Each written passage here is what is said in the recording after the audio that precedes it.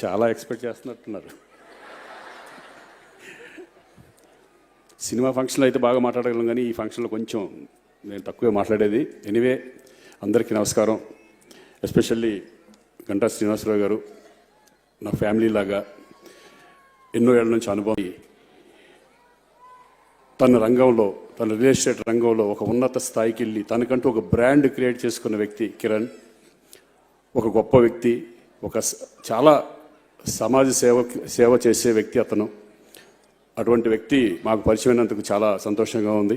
వీళ్ళందరికీ కూడా నా నమస్కారాలు తెలియజేసుకుంటున్నాను. అలాగే ఇక్కడికి వచ్చేసిన మీ అందరికీ, స్టూడెంట్స్ అందరికీ నా అభినందనలు తెలియజేసుకుంటున్నాను. ఈరోజు